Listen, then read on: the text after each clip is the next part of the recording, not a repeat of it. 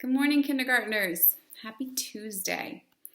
I need to give you such a big compliment. Those of you who put your work on Seesaw yesterday, you did amazing things. Really magnificent writing, excellent thinking as you were doing your counting and your subtraction. I was really impressed. So keep up the good work. If you haven't posted on Seesaw, let's get you on there. I want to see the amazing things that you're doing.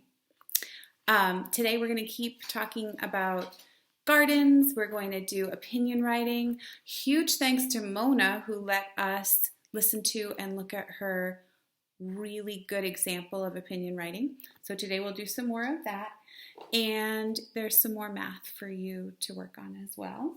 Let's do our morning message together. I'm going to use pointing power. Remember, I say one word when I touch one word. Really, our pointer keeps us on track. Okay, so the words we say match the words that are written down. Let's start with the date. May 12th, 2020. Good morning, friends. Today is Tuesday. We will keep thinking about gardens. Period at the end of the sentence. What living things can you find in a garden? What is that? The question mark again. I'm not going to put a period at the end of this sentence because it's a question. It's asking, what living things can you find in a garden? Start thinking about that because that'll be part of your work. Love, Miss Griffin. All right. So when we think about gardens, well, the plants are living things, obviously, the things that we're growing. But there's also a lot of animals, little creatures, bigger creatures, lots of animals that live in a garden. And next year in first grade, you'll learn a lot about insects.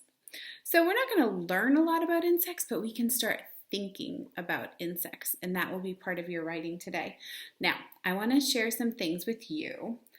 Here at my house, we have a nature table, just like at school, where things that we collect and find and think that are really interesting, we put over there in a collection. And just like our mystery bone and the giant mushroom and all the leaves we find outside on the playground and the pine cones and the wasp's nest and the honeycomb. So we have a collection like that at home. And one of the things that my kids love to collect are interesting dead bugs, and they have to be dead to go in the collection. But I want to show you, we put them in these little jars, and I took this guy out because he's so interesting. This is a cicada. He's been dead for a long time, but he is a big bug, and he has these magnificent wings. So we'll look at them under a magnifying glass or a microscope. Here's another. I don't know if you can see this. I'm not taking it out. But there's a big beetle in there, and there's also a bug called, can you see it? With all the legs, a house centipede, and it has a gazillion legs, and it makes me feel a little heebity-jeebity. But today's Tuesday. Go check out Miss Mars' art webpage. Some of the art that I love to do with my kids is simple, and it's based on observations. Since they were maybe 3 years old, they've been keeping nature journals, is what we call them. So this is Margot's from when she was in preschool and kindergarten, and she was drawing about the seeds in the garden, and then later she drew out the plants in our garden. I do love gardening. But the one I want to show you is this drawing.